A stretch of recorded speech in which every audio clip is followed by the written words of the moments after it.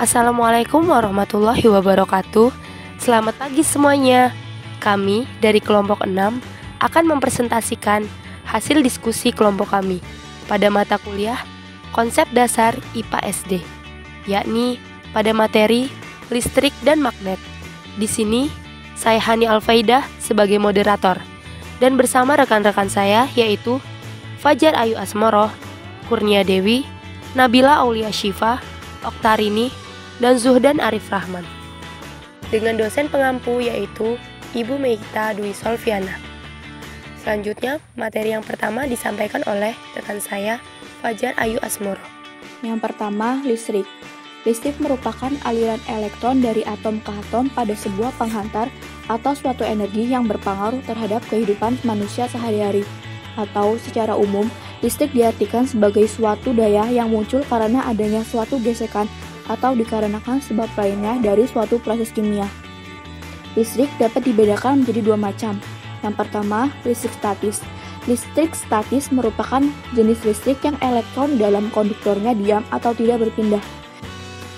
Rumus listrik dinamis bisa dicari menggunakan rumus. Yang pertama, rumus kuat arus listrik. Yang kedua, rumus hambatan. Dan yang ketiga, rumus hukum Ohm. Lalu, sejarah listrik. Kira-kira 600 tahun sebelum Masehi, seorang filosof Yunani bernama Thales memiliki sebuah batu ambar yang tidak mengkilap. Ternyata batu tersebut dapat menarik sabuk kayu yang halus. Lalu, pada tahun 1600 setelah Masehi, seorang dokter berkebangsaan Inggris bernama William Gilbert menemukan fenomena yang sama pada gelas, belerang, ebonit, dan damar. Oleh Gilbert, kekuatan yang ditimbulkan benda ketika digosok dinamakan kekuatan elektron, sesuai dengan nama batu ambar dalam bahasa Yunani. Selanjutnya, pada tahun 1897, J.J. Thomson, fisikawan Inggris, dengan percobaan yang dirancangnya, berhasil membuktikan adanya elektron.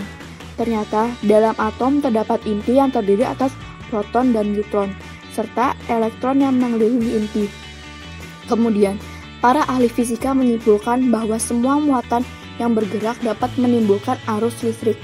Muatan yang bergerak dapat berupa elektron maupun proton.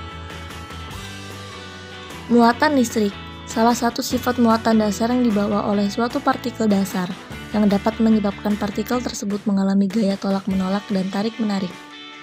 Hukum Coulomb, aturan yang mengemukakan tentang hubungan antara gaya listrik dan besar masing-masing muatan listrik. Medan listrik. Medan listrik adalah suatu daerah dari suatu ruang di mana suatu muatan listrik berada. Dengan kata lain, dapat dinyatakan bahwa sebuah muatan listrik akan menimbulkan suatu medan listrik di sekitarnya. Hukum Ohm. Pada 1927, seorang fisikawan Jerman bernama Georg Simon Ohm melakukan penelitian untuk mencari hubungan antara beda potensial dan kuat arus listrik. 7. Arus listrik dan beda potensial. A. Arus listrik merupakan sebuah aliran yang terjadi akibat jumlah muatan listrik yang mengalir dari satu titik ke titik lain dalam suatu rangkaian tiap satuan waktu. Arus listrik juga terjadi akibat adanya beda potensial atau tegangan pada media penghantar antara dua titik. Semakin besar nilai tegangan antara kedua titik tersebut, maka akan semakin besar pula nilai arus yang mengalir pada kedua titik tersebut. Satuan arus listrik dalam internasional yaitu ampere. Pada umumnya, aliran arus listrik sendiri mengikuti arah aliran muatan positif. Dengan kata lain, arus listrik mengalir dari muatan positif menuju ke muatan negatif. 1. Hambatan arus listrik. Hambatan arus listrik ialah sebuah perbandingan antara tegangan listrik dari suatu komponen elektronik, misalnya resistor, dengan arus listrik yang melewatinya. 2. Kuat arus listrik. Kuat arus merupakan muatan listrik yang mengalir dalam waktu tertentu. B. Beda potensial. Beda potensial adalah sebuah selisih dua titik antar potensial dalam sebuah penghantar. 8. Cara membuat listrik. Ada 3 cara untuk proses pemuatan listrik. Yang pertama, dengan cara menggosok. Cara ini dapat dilakukan dengan menggosokkan dua benda dalam satu arah. Cara ini disebut dengan metode gesekan. Jenis muatan yang diperoleh dengan metode gesekan. Yang pertama, benda berbahan plastik akan bermuatan negatif jika digosokkan pada kain wol. Yang kedua, benda berbahan ebonit akan bermuatan negatif jika digosokkan pada kain wol. Yang ketiga, benda berbahan kaca akan bermuatan negatif jika digosokkan pada kain sutra. B. Induksi. Metode ini dilakukan untuk memisahkan muatan listrik di dalam suatu penghantar dengan cara mendekatkan benda lain yang bermuatan listrik pada penghantar tersebut. Muatan listrik yang dihasilkan akan berbeda jenis dengan muatan listrik pada benda yang digunakan untuk menginduksi. Contohnya, pemisahan muatan listrik pada elektroskop yang didekati oleh mistar plastik yang telah digosokkan pada kain wol. C. Dengan cara konduksi. Metode ini hanya dapat dilakukan pada benda yang terbuat dari bahan-bahan tertentu. Untuk menghasilkan muatan listrik, kedua benda harus mengalami kontak langsung agar sejumlah elektron mengalir dari suatu benda ke benda yang lainnya. Bahan yang mengalirkan sejumlah elektron secara bebas pada bahan lain disebut konduktor. Bahan konduktor terbagi menjadi dua, yaitu konduktor baik dan konduktor kurang baik. Bahan konduktor baik adalah logam, khususnya aluminium, tembaga, dan perak. Sedangkan bahan yang termasuk konduktor kurang baik yaitu air, badan manusia, dan tanah. 9. Pemanfaatan energi listrik dalam kehidupan sehari-hari. A. Energi listrik menjadi energi panas. Energi listrik dapat diubah menjadi energi panas atau kalor. Alat yang dapat mengubah energi listrik menjadi energi panas, misalnya pemanas, solder, setrika, dan kompor listrik. Alat yang mengubah energi listrik menjadi energi panas dilengkapi dengan elemen pemanas. Listrik yang mengalir melalui elemen pemanas diubah menjadi energi panas. Elemen pemanas terbuat dari bahan yang mempunyai tahanan tinggi, sehingga listrik yang mengalir melalui bahan tersebut berubah menjadi panas. B. Energi listrik menjadi energi gerak. Alat yang mengubah energi listrik menjadi energi gerak pada umumnya menggunakan motor listrik. Pada motor listrik, arus listrik mengalir melalui kumparan untuk menimbulkan medan magnet, sehingga as motor berputar. Putaran as motor inilah yang dimanfaatkan untuk menggerakkan kipas angin, bor listrik, blender, mobil-mobilan, dan alat-alat lainnya. Energi listrik menjadi energi bunyi. Energi listrik diubah menjadi energi bunyi, misalnya pada sirine, televisi, serta amplifier. Pada radio, energi listrik digunakan untuk mengubah gelombang magnet listrik, elektromagnet, yang ditangkap oleh antena radio menjadi energi bunyi. Energi bunyi yang dihasilkan kemudian diperkuat dan dikeluarkan melalui speaker. D. Energi listrik menjadi energi cahaya. Energi listrik juga dapat berubah menjadi energi cahaya. Contohnya pada lampu pijar dan lampu TL. Selanjutnya magnet. Magnet merupakan benda yang dapat menarik benda-benda tertentu. Magnet disebut juga dengan nama besi sembrani. Kekuatan magnet menarik benda-benda tertentu disebut gaya magnet. Gaya tarik pada magnet dapat menarik benda-benda arten. Ini berarti tidak semua benda bisa ditarik oleh magnet. Benda-benda yang ditarik magnet disebut benda magnetis.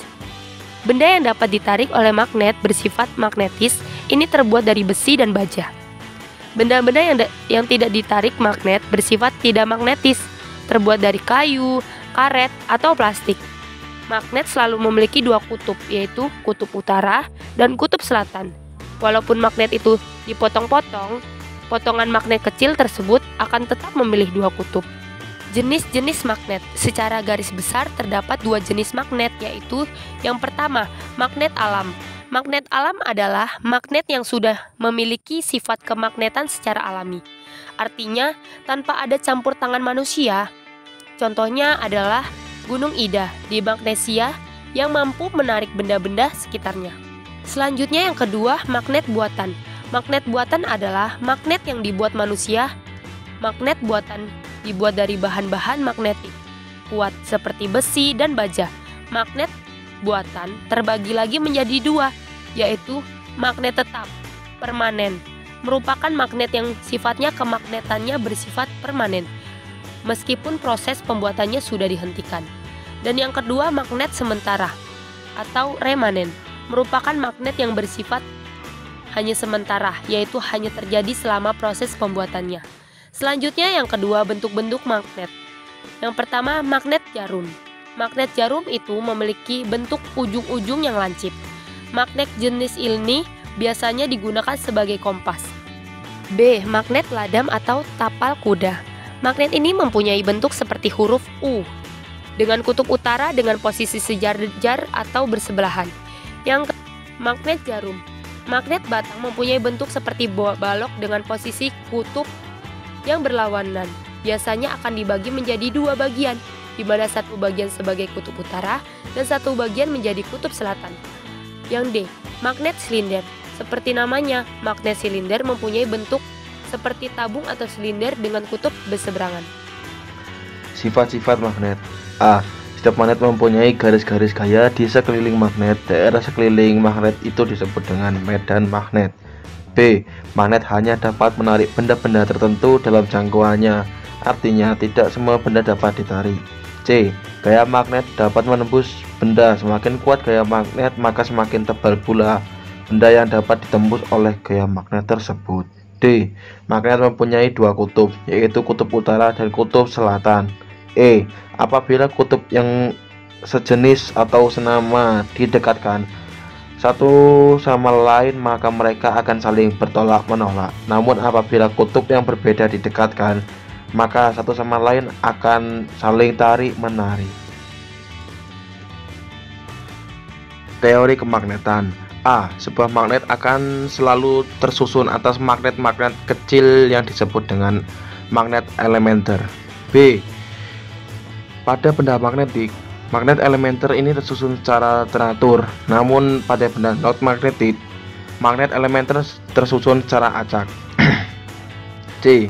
Bahan magnetik yang bukan magnet dapat diubah menjadi magnet dengan prinsip membuat magnet elementer menjadi teratur.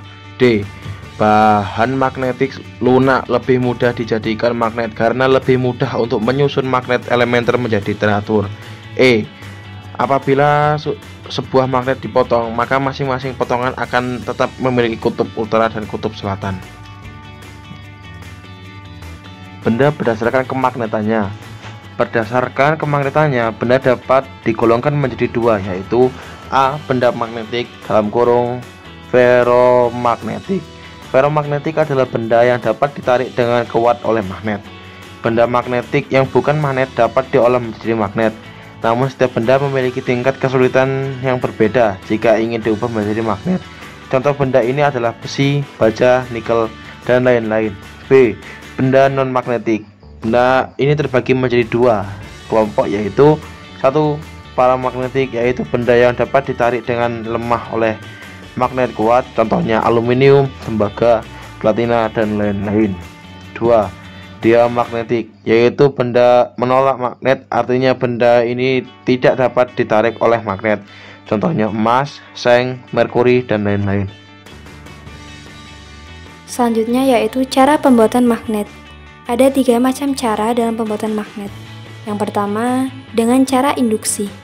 Misalnya, sebuah besi atau baja yang bukan magnet akan menjadi magnet jika didekatkan dengan besi atau baja yang bersifat magnet.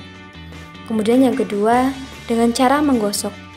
Misalnya, sebuah magnet dapat dibuat dengan cara menggosokkan sebuah kutub magnet kepada sepotong besi atau baja secara berulang dan searah. Besi dan magnet akan menjadi magnet, sedangkan magnet aslinya akan kehilangan sifat magnetnya. Kemudian cara yang ketiga yaitu dengan aliran listrik. Misalnya, Sebuah paku akan menjadi magnet dengan cara dialirkan arus listrik melalui kabel yang dililitkan.